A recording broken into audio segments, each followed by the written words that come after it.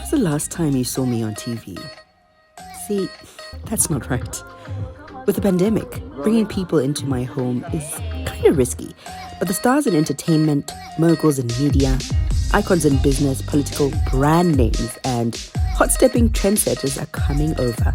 They're coming over for the tea with MisRed. So if you know anything about me, you'd know that I absolutely love fashion because, I'm a plus-size lady and it's always fun to play around with clothes. So one of the people that actually makes my wardrobe happen is Ishmael Tsakatsa. So he's going to be having some tea with us and we're just going to be talking. But yeah, if you see my closets, I think I've got a lot of closets in my house, but this is the one of the many that has a lot of Ishmael's dresses. I think about 80% of my couture dresses are made by Ishmael. So we're going to be talking to him about that and how he actually comes together with me and people like myself to come up with concepts around how to dress people like me, right? So go ahead and tea.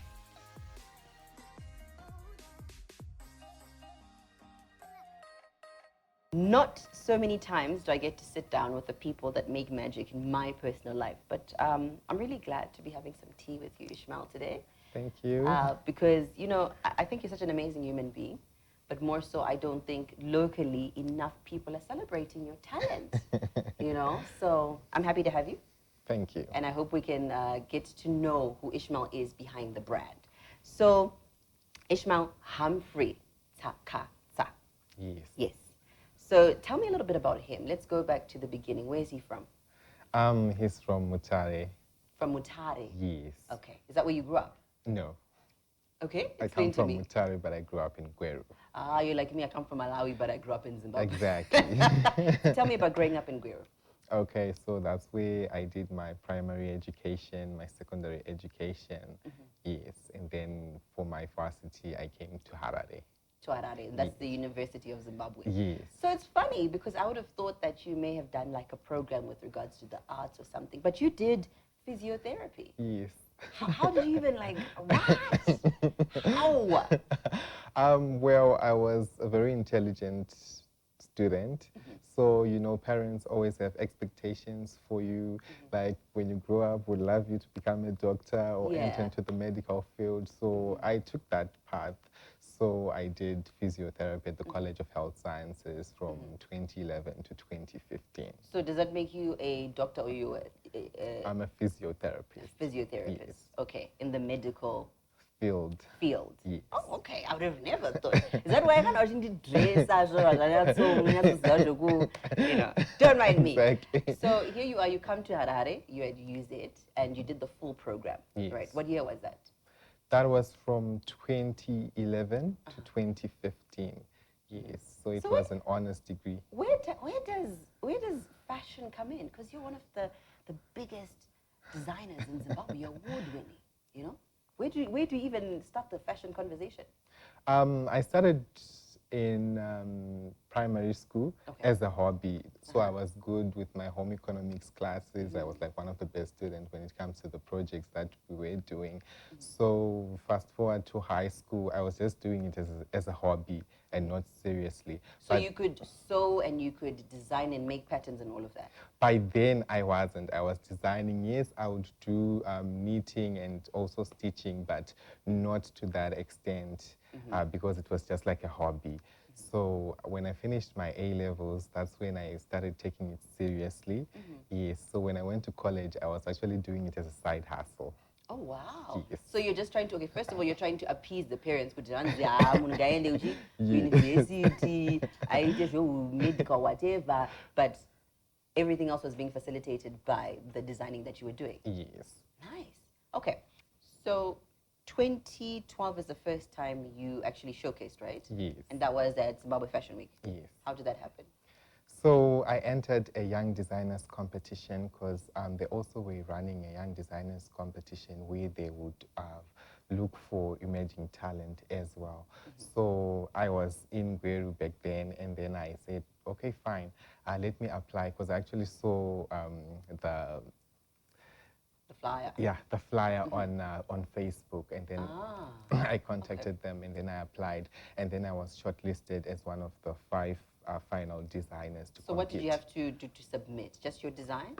Yes, I had to submit my designs and also if I had done any work before, if I had any experience. Um, so basically those things. And I was coming in as like a self-taught designer. Yes. Versus guys who had actually gone to school for Yes, it, etc., etc. yes. Oh, wow. Okay. So here you are. You've done this fashion week, and now people know you. At what point do you launch your brand? So I always have issues because I don't know how to pronounce it. Is it 𝗪𝗪𝗥𝗏, 𝗪𝗪𝗥𝗏, 𝗪𝗪𝗥𝗏? How do we say it? Because a lot of people, I'm sure, get it wrong. Yes, it's 𝗪𝗪𝗥𝗏. 𝗪𝗪𝗥𝗏. Yes. 𝗪𝗪𝗥𝗏. Do people like when you go outside of Zimbabwe, do they have like issues like pronouncing it? No. What does it mean? Well, this was like in reference to like the beauty of the God kind, because my brand is a Christian brand, so I'm inspired by the Word of God, the Bible, and things like that. Yeah. So that's where 𝗪𝗪𝗥𝗏 comes from. Did I say it right? You did say it All right. right. So when did you officially launch it? Well, I officially launched it in 2013. Okay, so this is after you showcased at Yes, Zimbabwe as a Fashion young Week. designer. So now I was coming in as an emerging designer. That's when I launched 𝗪𝗪𝗥𝗏 in 2013. And then I was nominated as Emerging Designer of the Year. Oh, look at you. How does that even feel? Because you hadn't been doing it for like too long in terms of the professional scene, right? Yeah, I hadn't been doing it. Yeah. So who inspires you, like in terms of your fashion? Because you have a very interesting way of interpreting, you know, fashion based on the person. And I'm speaking from a personal point of view because you've probably been one of the people that have dressed me the most. Actually, you're one of the only designers that I think maybe one or two others that I've worn locally, right? So how do you come up with your style and your interpretation of style? Okay, so different factors come into play. One, I look at the client, the personality of the client or the person that I'm designing for. And at times the inspiration can come from either maybe the material or the colors that I'm just feeling to play around with and things like that. So then that will translate to the sketches, the pattern making, the stitching, and finally the finished product. And that's how we come up with it. So I'm going to touch on Paris Fashion Week. So I was really excited when I saw it. And then Stones of Fire, right? But let's start off with Paris Fashion Week. Like, you got the call. What happened? Like, how did we even get to Paris? Well, I was scouted by an international fashion agency. So I think they were following me, like on what I was doing and things like that. And then they approached me and said, would you be willing to take it a step further onto bigger platforms? And I said, okay, yes, no, sure, of course. And then they submitted my applications, my portfolio, and then long story short, I got shortlisted to be showcasing at Paris Fashion Week.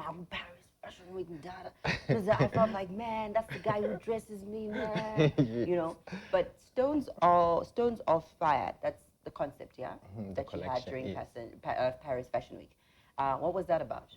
Okay, so this was my spring-summer collection for 2022-20, yes, for 2021-22. So this was a collection that was inspired by the innate ability of us human beings to be able to overcome challenges regardless of the problems that we may face. So it was just pursuing purpose with determination. Okay, and I saw a little bit of that. I don't know if it was a Zimbabwean touch. Not Ishmael, but it was like on the material, yeah? Yes. What did you guys do to get that? Was it a print or was it?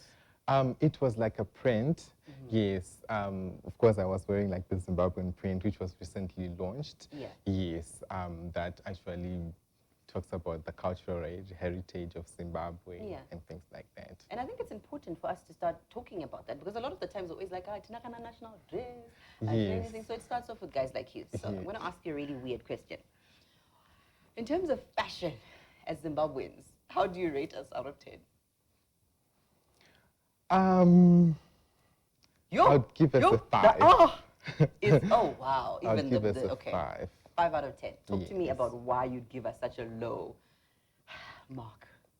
Okay, so of late, since looking back at like 2008 or so, there was like a decline in terms of like the fashion manufacturing and clothing industry, you know, due to the economic downfall by then. Yeah. So most of the local manufacturers of materials, they closed down.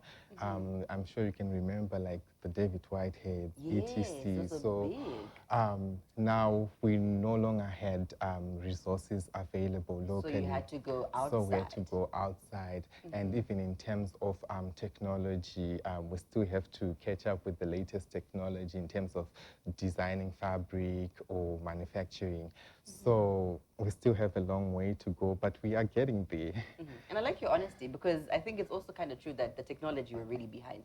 There's a friend of mine who actually went to school to learn how to print Yes. materials, which I didn't know that was actually like a whole industry that's involved. Yes. So you definitely know the back end. So kind of, if you can take us through some of the things that we need more of in terms of fashion, like the kind of positions that we need. So you mentioned manufacturing of materials that we don't have currently. What else do we need? We also need support for these upcoming local designers, because most of them, they are still struggling because of finances and the like. So rarely do you find most of these local designers on those international platforms, because there are requirements that are needed. You know, you've got your registration fees, etc., and you need proper, either if it's proper resources to be using in coming up with a collection. So those factors come into play, as well as having our own people embracing local designers. Yeah, that's one of the biggest things, because we That's like to wear the Gucci's, the Versace's, Kutahati, yes. but is it also not going back to that issue where you're saying that we're not manufacturing ourselves? Yes, it comes to that issue as well, but there are a few who are able to manufacture or even assist designers to manufacture like mass production of pieces, but rarely do you have these local designers making like 1,000 pieces of blouses to stock in different areas. Stores and so forth. And we don't really have the department stores anyway. Yes. Yeah. So that's one of the few challenges there. Okay. Wow. There's actually quite a lot of issues in the fashion industry now. I'm looking at it. But I know you've got a beautiful story, and the fact that you've been so successful until now. You're a big brand, right? So let's say I want to start today. Where do I start off as a young designer like you were in 2012? Okay. First of all, you need to have the passion for it, because along the way there are many frustrations, you know. So if you have the drive for it, that's the first thing that you need. And then you need to be informed. You need to research to understand about the industry that you're getting yourself into. And then you also need probably education so that you understand the technical aspect of it, and also take part in exhibitions, shows, workshops. You get to learn a lot, and that's how you also find your way to the top. Okay, I want to have some tea with you, right? Okay. But the tea that I want to have is, Pani, this misconception, tailor and designer. Like, how do you even begin to explain to people who is like, do you have people who just come to you with designs, or how do you tell or explain to them that, guys, I'm a designer, I'm not even a tailor, I'm a designer? How do you explain to them the difference? Okay, so the difference is with a designer, they actually design a garment from scratch. For example, you come with your inspiration board of maybe what you would like, and then we design from scratch. We do a sketch based on your body shape, your color preferences or your style preferences, and then we come to the fabric selection, the pattern making, the drafting, etc., and the cutting. So the stitching can be done by seamstresses, where those are your tailors. That's the difference. Yeah, the difference is like the tailors, some they are good with pattern making, and then some they are not. They're good with the stitching. So that's the difference, because you might find that someone is a very good tailor, but when it comes to the designing aspect, the creativity, they don't really have that creative ability to design something from scratch. Yes. And I love that you say that, because I'm always having arguments with people with guys. And I must say on record that with me and you, I tend to just say, Ishmael, do whatever, because I think I get it, right? Yes. The idea of a designer. Yes. Yeah. So let's talk about plus size women for a second. Trying to take an opportunity to speak for my sisters. Right. So what is the one thing that you see that plus size women do that they shouldn't be doing in terms of fashion? Okay, one of the things is they try to look for styles that look good on size 0 models, yet they are plus size. So that difference will definitely change the whole outlook of the garment. Yes. So they also need to embrace their curves, you know, because and that's what we do when we create designs for me, right? Exactly. Yeah. Exactly. So that is one thing they should do. They should feel comfortable in their size. Yeah, so they don't have to succumb to the pressure where the media tells you that if you've got a small waist, if you're a size 2 or a size 6, then you have the perfect body. But you have the perfect body, even if you're plus size. Okay, okay. So I know you not only do designs for women, but you also do designs for the men. Yes. Right? A lot of people don't know this. And you've done some brilliant designs for a lot of my male friends. So I want to maybe touch on the guys, because I don't think the guys are in a good state in terms of fashion as well.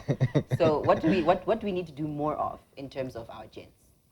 The gents, they should just be, what can I say? They should just be willing to take that step, you know, in terms of when it comes to grooming and dressing up. Because most of them, you only find them, they want only outfits when they are going have occasions. for That's a occasions problem, like right? a wedding only. And then the rest of the year, they are quiet or they are silent. But then they should start dressing up either for work, whether they are going out for drinks, for a meeting, etc. They need to start consulting designers and stylists for advice in terms of fashion. So the award-winning designer said that you guys need to start taking your fashion sense seriously, okay? Yeah. So in terms of the future of Tsakatsa, talk to me about that. Okay, so Tsakatsa is going to be expanding to different countries, not only in Africa, but in Europe, Asia. Because you've done designs for internationals, yeah? Yes. Yeah. So that's where we are going, and definitely in the long run, I would like to open up probably an academy to train young designers, to groom them, etc. Because here in Zimbabwe, we don't really have many mentors when it comes to fashion designing. So that is one thing that I'm looking at. Okay. Yeah. I'm really proud of you, really happy to have you. So now we're going to discuss other tea offsets. But yeah, thank you for coming through, Ishmael. Thank you so much, Samantha.